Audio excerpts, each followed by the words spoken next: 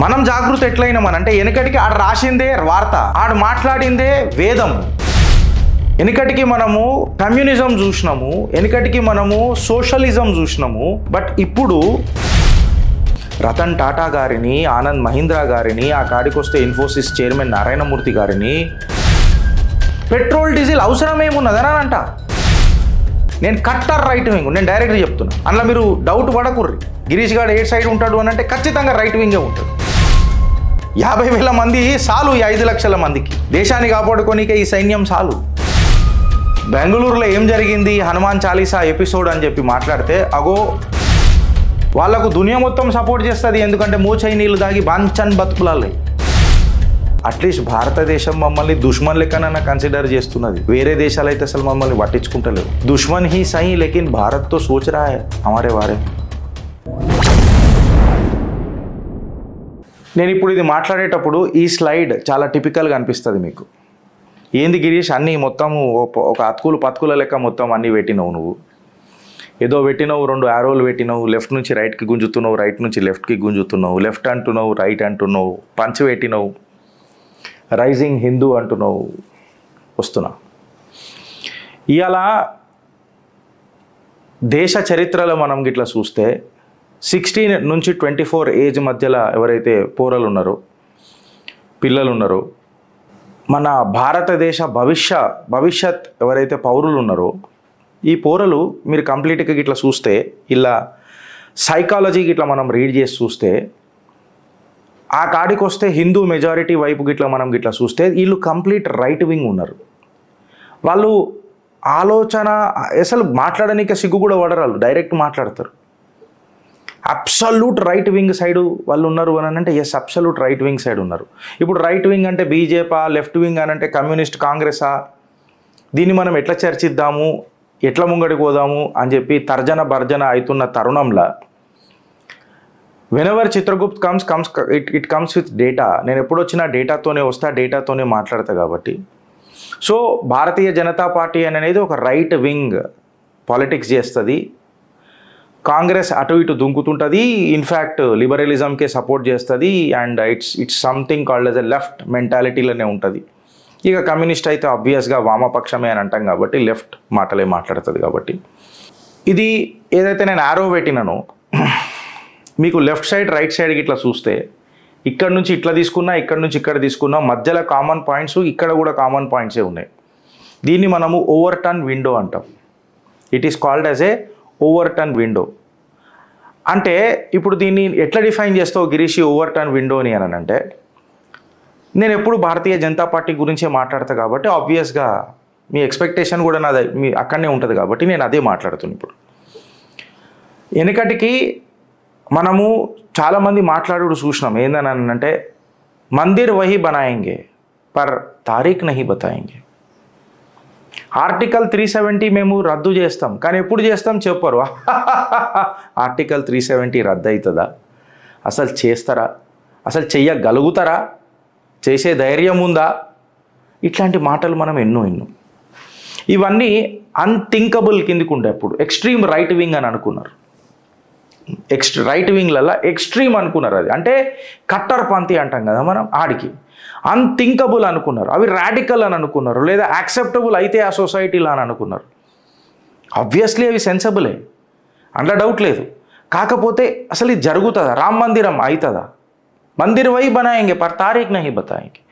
మనందరి హిందువులని హేళన చేసారు. హిందువుల కంటే ఎక్కువ నేను రైట్ వింగ్ అని అంట. ఇవాళ ఆ అన్థింకబుల్ ఇష్యూ ఇవాళ పాపులర్ అయిందా లేదా, ఇవాళ బచ్చా అరే ఆజ్ హమారా రామ్ ప్రాణ ప్రతిష్ఠ హువా, ప్రాణ ప్రతిష్ఠ అయింది మాది, భవ్య దివ్య మందిర్ రామ్ లల్లా కా ఆజ్ బన్ గయా హై దేశ్ మే. రామ ప్రాణ ప్రతిష్ఠ అయిపోయింది. 22 జనవరి 2024 తారీఖు చెప్పేసిండ్రు, డేట్ కూడా చెప్పేసారు. సో అన్థింకబుల్ అని అనుకున్న ఆ కట్టర్పంథీ ఇవాళ ఒక పాపులర్ ముద్ద అయిపోయింది యూత్కి. ఆర్టికల్ 370 అసలు దాని మీద ఆలోచన చేయనికనే భయపడే రాజకీయ నాయకులు, రాజకీయ పార్టీలు ఇవాళ article 370 was really an issue in the country. Scrapping the article 370 in fact saved the country. దేశాన్ని కాపాడింది అని చెప్పి ఒక పాపులర్ అయిపోయింది అది. సో స్టే ట్యూన్డ్ అని ఎందుకు చెప్తాను నేను ప్రతిసారి చిత్రగుప్తుతోనంటే, ఈ అన్థింకబుల్ ఇష్యూస్ ఏవైతున్నాయో ఇప్పుడు అవి పాపులర్ అవుడు షురూ అయిపోయినాయి. దేశ ప్రజలు నమ్మిండ్రు, సాక్షాత్కారం అయికుంటూ వచ్చినాయి, మన ఆత్మవిశ్వాసం పెంచుకుంటూ వచ్చినాయి, మన ఆత్మ గౌరవం నిలబడుకుంటూ వచ్చింది. నేను కూడా దేశ ప్రజలలో కొన్ని ఒక 8th graded సిటిజన్ కాదు నేను ఈ దేశానికి అన్న ఆశ ప్రజలలో చిగురించుడు స్టార్ట్ అయిందా లేదా మీ కమెంట్ రూపంలో చెప్పుండ్రు. సో ఈరోజు అంటే 19th of April 2024 రోజు మనం అన్థింకబుల్ ఇష్యూస్కి ఇట్లా తీసుకుంటే, అన్థింకబుల్ ఇష్యూస్ తీసుకొని మనం మాట్లాడితే వక్ఫ్ బోర్డే ఉండని, ఆ కాడికి వస్తే వర్షిప్ యాక్ట్ 1991 ఉండని, లేదా నా ఇష్టదైవం ద్వారకాధీశుడిదే ఉండని, కాశీ విశ్వనాథుడిదే ఉండని, ఇవన్నీ మళ్ళీ అన్థింకబుల్ కిందికి మనం పెట్టుకున్నా, వీళ్ళ లెఫ్ట్ దృష్టిలో అది రాడికల్ ఫండమెంటలిజం ఫెనాటిక్స్ అని మాట్లాడిన Modi 3.0. I'm not affiliating this to any political scenarios.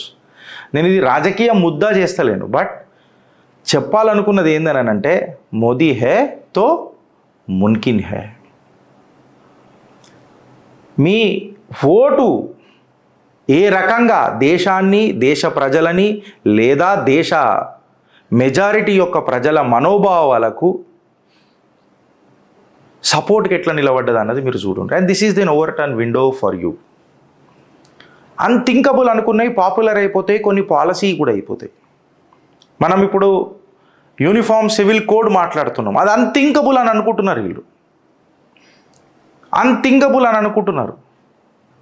But it is possible. కిస్ లియే పాసిబుల్, కబ్ పాసిబుల్, కైసే పాసిబుల్ మీకు తెలుసు, మనకు తెలుసు. అండ్ దిస్ టుమారో ఎప్పుడైతే ఇది ఎగ్జిక్యూట్ అవుతుందో ఫ్రెండ్స్, ఖచ్చితంగా అవుతుంది, అలా డౌట్ లేదు. ఇది ఎప్పుడైతే ఎగ్జిక్యూట్ అవుతుందో పాపులరు అవుతుంది, ఒక పాలసీ కూడా అవుతుంది. ఇవాళ ఈ 16 to 24 or to that matter 35 age దాకా కూడా మనం చూసుకున్నా, ఈ ఈ ఈ ఈ వయసులో ఉన్న యువకులు సచ్ కా ఖోజ్ అని అంటాం కదా మనము, అంటే వాళ్ళకు హానెస్ట్గా ఎవడన్నా కన్ఫెషన్ చేస్తే ఆ వింగ్కి వాళ్ళు డైవర్ట్ అయిన దాఖలాలు చాలా ఉన్నాయి.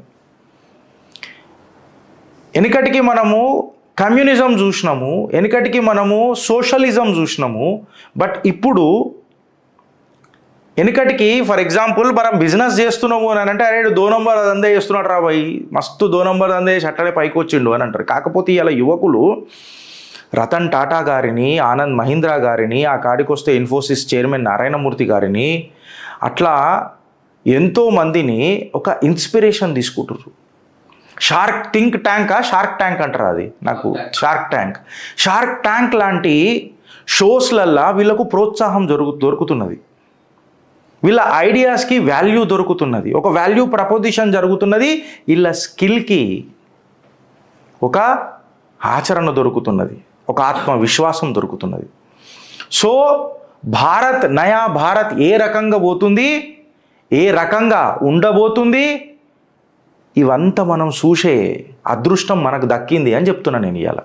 The unthinkable projects today are now becoming popular. It is there in front of you, మీ కళ్ళ ముంగట ఉన్నాయి. నేను ఏదో ఎగ్జాంపుల్ వక్ఫ్ బోర్డు తీసుకునొచ్చు, నేను ఎగ్జాంపుల్ యూసీసీ తీసుకునొచ్చు. ఇవాళ రిన్యూవబుల్ ఎనర్జీ మీద, పెట్రోల్ డీజిల్ పైసల మీద కొన్ని మళ్ళీ మన ఏమంటారు, మన లిల్లీ ఛానళ్ళు, గంజాయి తోట ఛానళ్ళు చాలా మాట్లాడతాయి. అసలు పెట్రోలు ఎందుకు అవసరము అనే ఆలోచన ఎందుకు వస్తలేదు మనకనంట. ఇది unthinkable. Now it should become a policy. Petrol diesel అవసరం ఏమున్నదని అంట.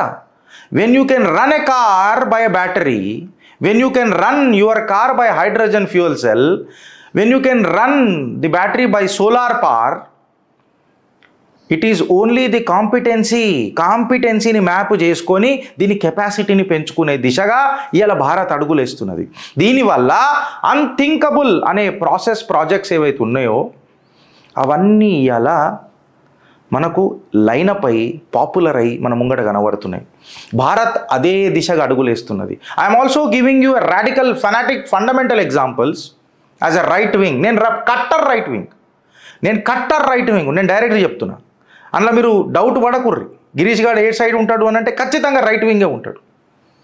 మీ దృష్టిలో అది రైట్ వింగ్ అయితే, నా దృష్టిలో అది భారతీయం అవుతుంది. నేను భారతదేశం వైపు ఉన్నా. కాషాయ పార్టీ అనేది అయితే మనం అంటాం కదా, భారతీయ జనతా పార్టీ, అది భారతీయుల పార్టీ అని అంట. భారతీయులు ఎట్లా ఆలోచిస్తారో అది అట్లనే ఆలోచిస్తుంది. భారతీయులు లెక్క రెస్పెక్ట్ చేస్తుంది. సబ్కా సాత్ సబ్కా వికాస్ అంటది. So let me not go in to the politics in this slide. ఇప్పుడు పెట్రోల్ డీజిల్ కాడికి వస్తే మన ఎన్విరాన్మెంటలిస్టులు కూడా చాలా దీన్ని మనం ప్రోత్సహించరు. నిన్ననే ఒక స్లైడ్ నడిపినాం. 2047 వరకు న్యూక్లియర్ ఎనర్జీతోని మనము 1 lakh megawatts of nuclear energy పవర్ని తయారు చేసుకునేటట్టు అడుగులేస్తున్నాము. 8,000 మెగావాట్లు ఎక్కడ friends? 1 lakh megawatts of current ఎక్కడ? ఈరోజు 15.25 బిలియన్ పెట్టి 700 million metric tons storage capacity గ్రెయిన్స్కి చేస్తున్నాము అని అంటే రైతన్నల దిశ ఎక్కడ మారబోతున్నదో ఒకసారి మీరు ఆలోచించుర్రు. ఎక్కడ 345 మిలియన్ టన్స్ కెపాసిటీ లేక ఇప్పుడు మనకు 185 ఉన్నది, 300 ఉండాలా అని చెప్పి మనం అట్లీస్ట్ డబుల్ ఉండాలని దానికి డబుల్ మాట్లాడుతున్నాం. అంటే విశ్వగురు దిశగా మనం ఏం ఆలోచిస్తున్నామో ఒకసారి చూడండి. అట్లనే ఇవాళ మనము ఎలక్ట్రిసిటీ లిథియం స్టోరేజ్ కెపాసిటీ, మన లిథియం రిజర్వ్స్ ఎక్కడైతే లదాఖ్, జమ్మూ అండ్ కాశ్మీర్లో మనకు సాలిడ్ సూపర్ గ్రేడ్ లిథియం దొరుకుతున్నది. ఈ సూపర్ గ్రేడ్ లిథియం దొరుకుతున్నందుకు మనం గర్వపడాలా. మనము పెట్రోల్ మీద డిపెండెన్సీ తగ్గించుకుంటున్నాము ఈ వాహనాలల్లో. ఇది మీరు అర్థం చేసుకోరు. The unthinkable is now becoming popular. And also we are framing policies. ఇవాళ మనము 2 to 3 or 5% or 6% whatever it is EV వెహికల్స్లలో ఉన్నాము. దాన్ని మనం 30% 2030 వరకు పోవాలని అనుకుంటున్నాం. నాకు తెలిసి అది ఇంకా డ్రాస్టికల్గా మార్కెట్ షేర్ పెరుగుతుంది. So the unthinkable projects are getting popular. ఆనాడు క్యాపిటలిజంని మనం ఏదో అనుకున్నాం, బట్ ఇలా క్యాపిటలిజం మనకు ఒక మోటివేషన్ అయిపోయింది. ఇవన్నీ ఎట్లా సాధ్యమైనాయి అని అంటే బికాస్ ఆఫ్ మనం జాగృత అయినాం. మనం ఎట్లా జాగృతం అయినాం అని చెప్పి మనం ఆలోచిస్తే డాట్స్ కనెక్ట్ చేసుకుంటారు రండి ఫ్రెండ్స్. నేను ఏమేమి మాట్లాడుతున్నాను. మనం జాగృత ఎట్లయినాం అని అంటే వెనకటికి ఆడు రాసిందే వార్త, ఆడు మాట్లాడిందే వేదం. ఏదైతే ఎలక్ట్రానిక్ మీడియాలో వచ్చిందో, కన్వెన్షనల్ మీడియాలో వచ్చిందో అదే వార్త. అసలు ఏం జరిగింది, దాని రూట్ కాజ్ ఏంది, అసలు ఆడ నిజంగా ఏమైంది, గ్రౌండ్ రిపోర్ట్ ఏమున్నది మనకు తెలియదు. బికాస్ ఠేకాదారి తీసుకున్నారు. ఈ కమ్యూనిస్టులు అనలిస్టులు అయినరు. ఈ అనలిస్టులు కమ్యూనిస్టులు అయి నేషనలిస్టులని పక్కకు పెట్టినరు. ఇవాళ మీరు ఏ గొప్ప పెద్ద జర్నలిస్ట్ని తీసుకున్నా, మీరు ఎన్డీటీవీ మన రాజ్దీప్ సర్దాయిషిని తీసుకున్నా, రవీష్ కుమార్ని తీసుకున్నా, ఇక్కడ లిల్లీలను తీసుకున్నా, వీళ్ళంతా లెఫ్ట్ లిబరలిజం సైడే ఉంటారు. అవకాశవాదానికి చేస్తారు. మళ్ళీ వీళ్ళే పాపులర్ అవుతారు. వీళ్ళకే ఎక్కువ లైకులు, షేర్లు, సపోర్ట్లు, సబ్స్క్రైబ్లు ఉంటాయి. దీనికి చెప్పి నేను ఏదో లైకులు కొట్టమని అంటలేను. I'm just giving you narrative. వీళ్ళకి ఎక్కువ ఉంటుంది, మన దాంట్లో మనకు సపోర్ట్ ఉంటుంది. మనం కట్టర్పంతి, మనకు సబ్జెక్ట్ కనబడాల. సబ్జెక్ట్ కనబడితేనే వాడికి రెస్పెక్ట్ ఇస్తాం. ఆడొక 5 లక్షల కోతోడొచ్చు, మనం 50,000లోనే ఉంటామొచ్చు. But no problem.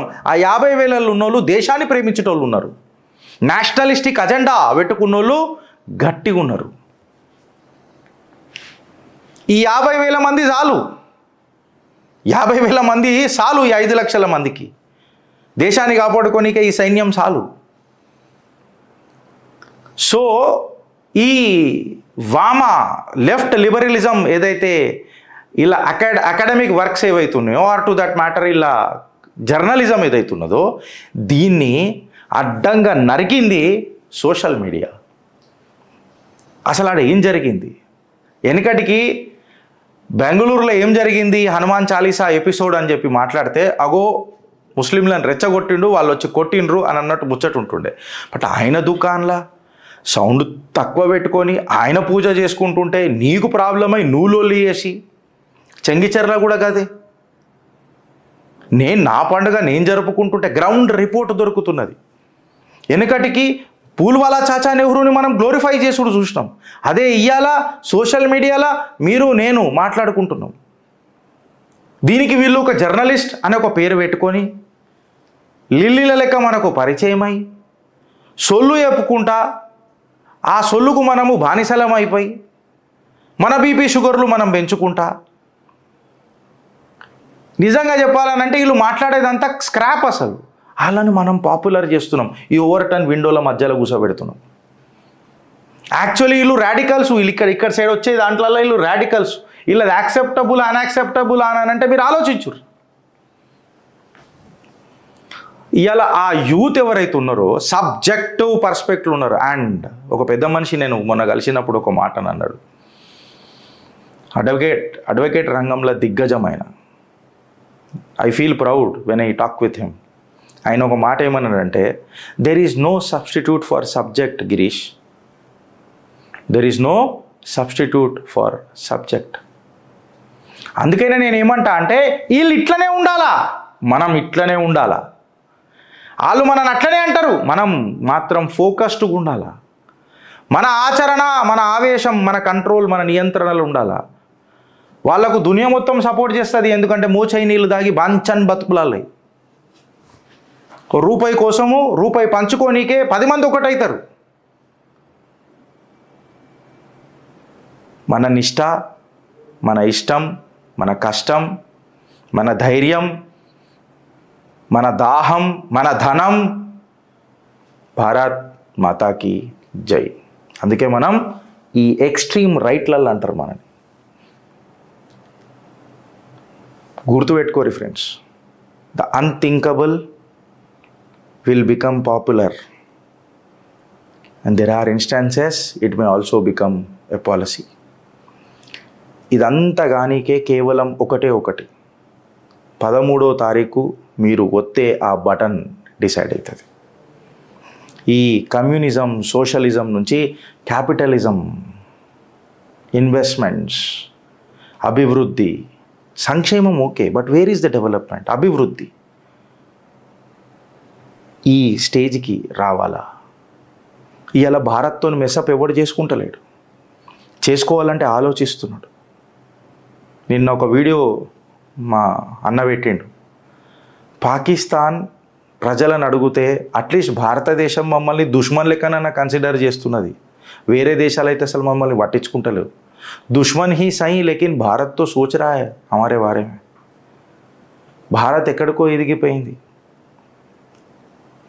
అలాది ఒకటి చూసిన ఫిజిక్స్ బుక్ అంట, పాకిస్తాన్లో ఫిజిక్స్ బుక్ నా దగ్గరకు వచ్చింది ఒకటి. మీకు పెట్టాలంటే పెడతా, కానీ గాళ్ళ గురించి ఎందుకు మాట్లాడుకున్నాడని పెడతలేను. ఎటు పోతున్నాం? It's time for Naya Bharat. We are just stepping into Naya Bharat.